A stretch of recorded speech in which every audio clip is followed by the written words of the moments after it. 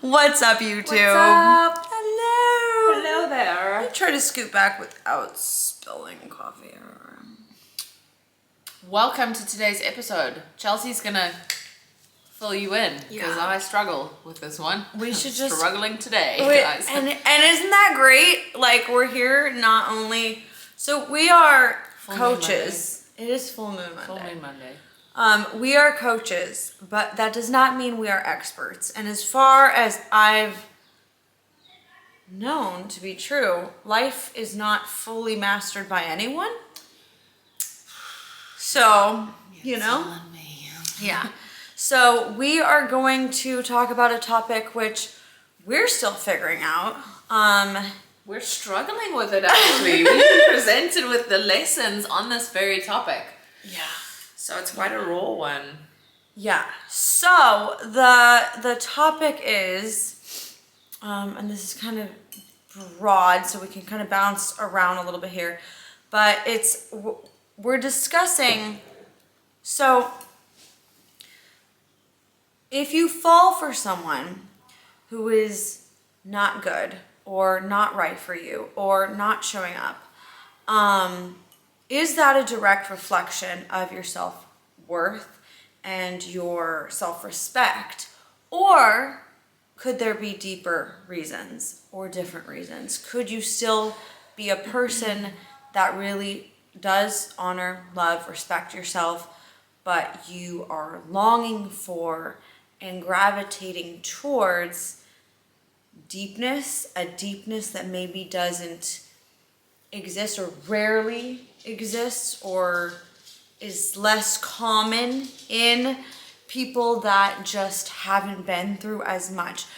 My take on it right now where I am, and this is subject to change, is that there's a certain deepness and view of life that one has after having been through trauma or tough life situations, etc., child upbringing was a little skewed, this or that, whatever the reason is, you just have that sort of perspective on a perspective on life that's a bit deeper than someone who has not been through any of those things and has had a very blessed life and been sheltered from them. I'm sure everyone goes through everything, right? But we're talking about people that have been through certain levels, deep levels of trauma. So that being said, train of thought here. So we are gravitating towards people that have been through similar things. And most of the time, if you are gravitating towards someone who's been through deep trauma, there's probably gonna be a little bit of mess around that, right? And there are only two types of people that have been through trauma: those who are dealing with it in a healthy way and trying their best, and those who are not. So I think that the kicker for us is trying to figure out, how do we, because I've gotten to the point where I've realized in this past day, and maybe I'm justifying, for sure open to like exploring that, but I think that I just don't want to be with someone who hasn't been through enough that they have this deeper understanding of life. For me, that's just not my preference. Now, that might work for some people. I just don't see myself ever being with John Doe, who grew up on a ranch and has never experienced real trauma and is just peachy keen, because I just couldn't really have a conversation with him. I would just kind of sit there and be like, what do we talk about, But I also need to recognize, okay, since I am attracted to those types of people that understand that level of hurt, that level of deepness, that level of darkness, I need to be able to quickly identify before things get messy. Is this a person that is healthy in their life and how they're dealing with the things they've been through? Or is this someone who is not and is going to be a big fire disaster? So that's my really long-winded intro. Well, I think I agree. Trauma changes us. It changes you on a fundamental level. And I feel like in some way, shape or form, we're all just trying to live again after trauma, I think. And, you know, some people, it doesn't even have to be like major traumas, but I think in both of our cases, like there's been some major stuff that's happened. And, you know, my trauma definitely changed me, but in the end, and I want to say this year, 2024, I chose a very, very different way of dealing with it. And I do think before, like a lot of stuff reflected, especially like my relationships, reflected my things that I hadn't resolved from childhood, for sure. Like just always seeking like the need for approval, the need for validation, going after people who are emotionally actually quite unavailable, because that was what was safe for me. Not all the time. I'm not going to say every relationship was that, because it wasn't, because I did have two healthy ones. You know who you are. Kind of healthy. Mood. But I think that if your nervous system is used to a certain type of relationship, that is what you're going to seek out, unless you consciously make the choice to break that pattern and that cycle. And you are going to be confronted with those same choice options. Even once you've started to do the work, like I look at myself, I've been given many of those options. And it's just the more I heal, the more it's just not looking good to me.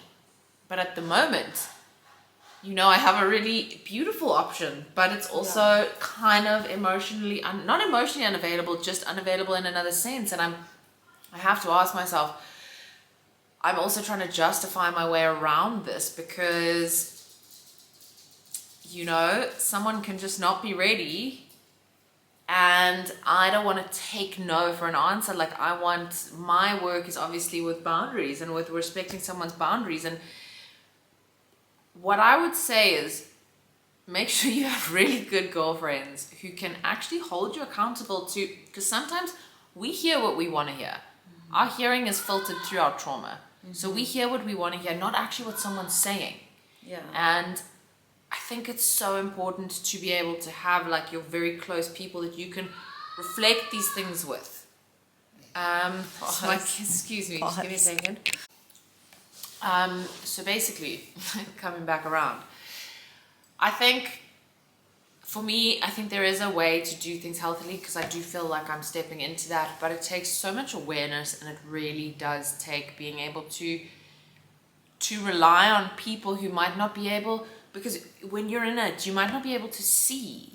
Like I still fall into that trap, so you got to have your team that can, you know, really help you from above. I think everyone does. I think pride comes before the fall, right? The points in my life where I thought, no, I don't need anyone's advice. Like I can see it.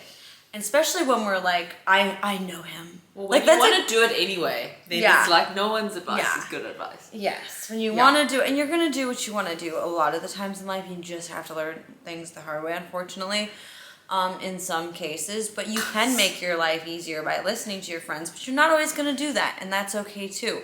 But I think that it is important, no matter where you are and what walk of life. My grandma was a perfect example. Like, I've always, and this is such a silly example, but it's just so good, because I just thought to myself, you know, this is a woman who like just knows who she is, knows what she wants, she doesn't need the opinions of others. And she was buying a chair for the living room. I swear I've said this story before. But she was buying this chair for the living room. She just really needed to know what color I thought this chair should be. It was like a serious deal as she's choosing the chair for her living room.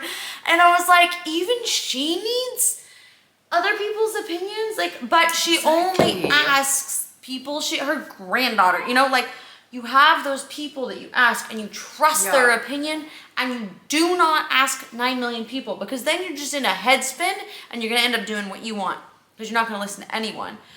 You have to have, like, I would say 3 to 5 tops opinions that really are smart, wise people that you trust, that you can listen to their sound voices and they're going to be non-biased. And I think that those opinions, you need to take them seriously as best you can. But again, at the end of the day, you're going to do what you want to do. And that's why I don't have kids. I'm just kidding.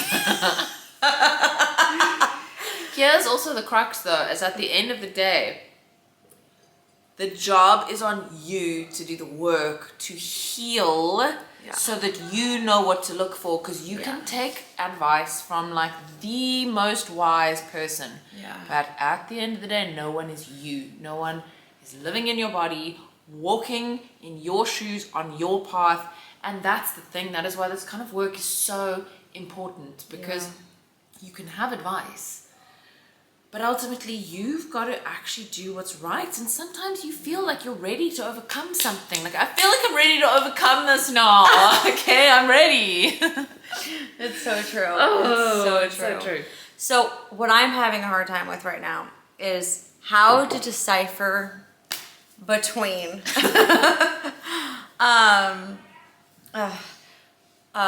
having these eyelashes, I swear, having false hope and having like, what's the word, like believing in someone, you know what I mean? Like, I romanticize. Yeah, but I think that there's got to be a way to decipher, am I being foolish or am I believing in someone and gonna be that one person that believed in them? And sometimes people need that. Sometimes people need, you know what I mean? Like, but how do you decipher between the two? And I think it's about being like, having boundaries and being like, I do believe in you and I believe you can do this, but until you show me, I'm not going to be subject to what happens until I see you actually doing it. Does that make sense? Well, the boundaries thing makes so much sense, because that's what's going to keep you safe. So you can say, I'll help you, but if you're not going to help yourself, there's my boundary. Like, I'm not going to be walked over, I'm not going to be abused, I'm not going to X, Y, and Z. Yeah. That's why the boundaries are so important. Yeah. Because some people, if they can't respect themselves, they're sure as hell not going to be able to respect you. Yeah. You know? So I feel like it's important to like write down a boundaries list. We have our lists of what we want in a guy. I just refined mine. It's 100. 100. That's a lot of points. And they're all solid. Like, I refuse to take any of them off. They're good. They're not like, someone was like, what color hair? No, it's not hair color and eye color. Height is on there, okay? But it's like, could be negotiable there. It is negotiable. Actually, the way that I put height is I was like, this height, but his personality makes him seem taller. Like, anyways, that's stupid. But the point is, all of these things are how he treats other people, how he's going to behave with future children, how he parents, his view on political things, his, like, a lot of them are behaviors. A lot of them, because I've been through so much, I am able to see that all these little things, like, there's easily more than 100 things that make up a good person, you know? And like, this list for me is like, I will overlook example, someone being, you know, at a restaurant and someone's a little rude to a waiter. Like, that is such a little thing, but it's not a little thing. It's a big thing. And if you notice some tiny little thing like that, right away, you could save yourself a bunch of heartache in just recognizing that's a huge character flaw. You know, if you can't treat the waiter well, how are you going to treat me when you're pissed? Like, so, anyways, but what I'm saying is that it's important to have a list. If you don't have a list, you should make a list. But I think we should also have a boundary list. That is good. Yeah. So make a boundary list if you don't have one. And that's our... Do you have anything else to add? No. Thanks for watching. We love you. Like, subscribe, follow, ask us questions. Bye.